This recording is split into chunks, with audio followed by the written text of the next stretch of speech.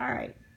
In 1348, there was a plague, black plague in Europe, or England, and 1/3 of the population was killed. And church was basically the only escape. Not only was it the only escape, it was the only church in England at the time. And church was not voluntary, it was mandatory. Catholic Mass was considered the most important thing that you did in the church, not the Bible. Bread and wine transformed into the body and the blood of Jesus. The congregation was not involved in the ceremony. The ceremony was spoken Latin. They read from Latin text. Now, ceremonies was important in the Roman Catholic Church.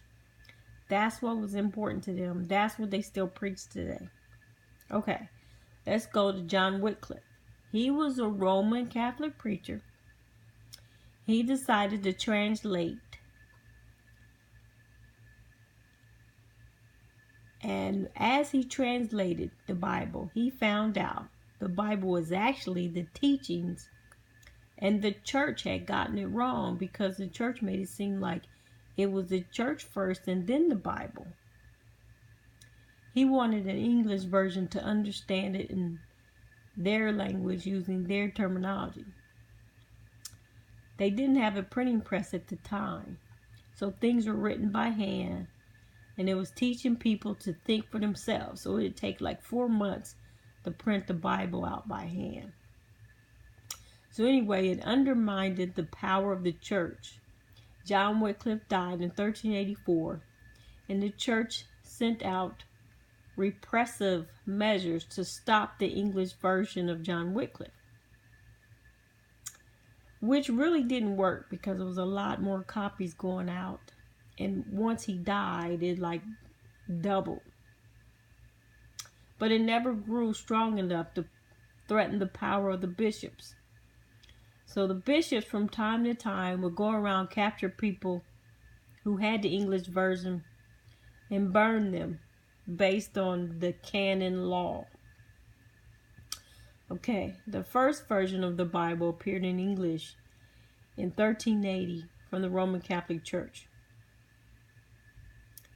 1407, John Wycliffe's books were banned and was considered a heresy. Heresy was punishment by death, by fire. The Holy Council was unearthed. His corpse and the body was burned and ashes scattered, and he was considered a heretic and condemned him. So even after he was dead, the Roman Catholic Church unearthed him so they could burn him and make him a mockery or an example for people who followed that English version of the Bible. And then William Tyndale came into the scene. He was born in 1494. He was a linguistic, fluent in French, Hebrew, Roman, Italian, Latin, Spanish, Greek, and his native English. He wrote his own model translation and taught students his version at the college in Oxford. And then we talked about Martin Luther and how he became the monk in Germany, and he wrote his version of the Bible. And his version started a Reformation. Now Tyndale, he wanted to be just like Martin and emulate him. But the Roman Catholics were just too strong. Tyndale was charged with heresy, but he was able to defend himself, but he fled the country. No one knew where he went right away.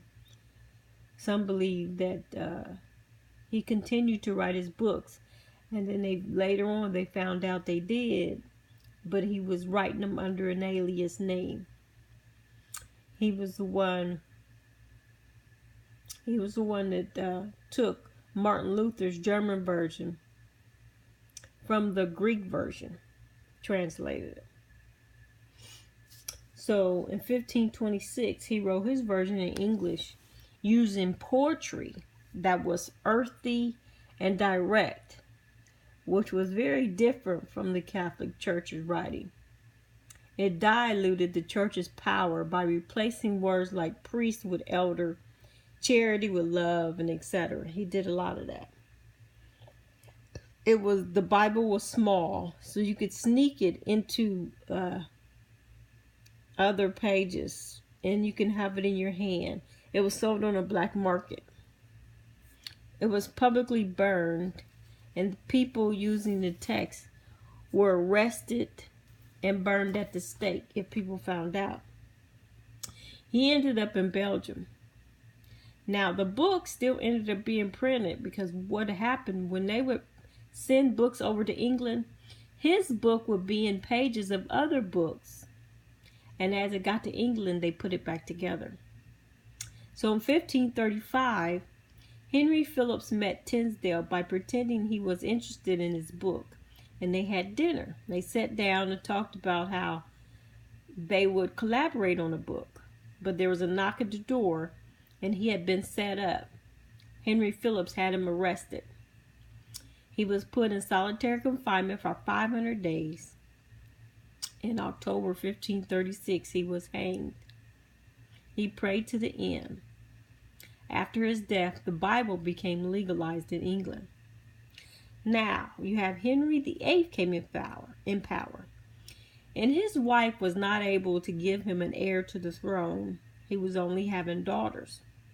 So he had asked the Catholic Church for a divorce.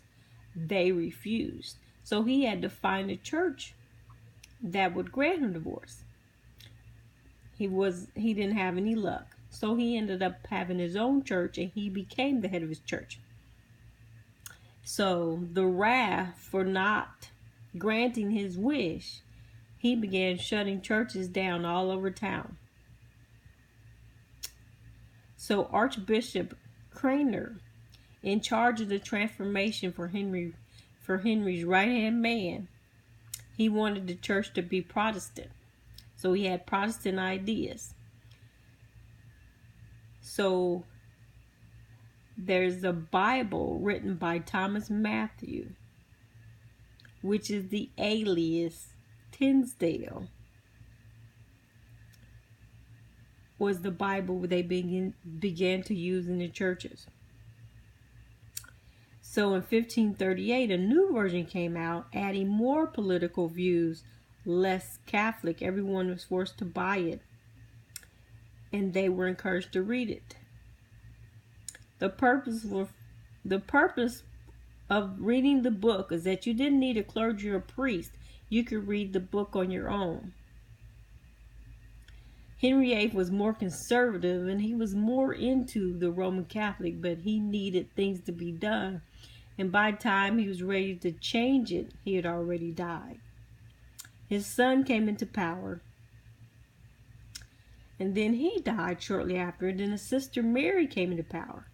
She was a fierce Roman Catholic, and she went against the Protestant views that her brother was doing and her father was doing, and she went right back to the Roman Catholic.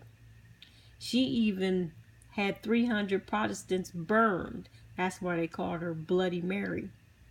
She arrested Archbishop Cranmer and charged him with heresy. Before he died, he ended up calling the Pope the Antichrist.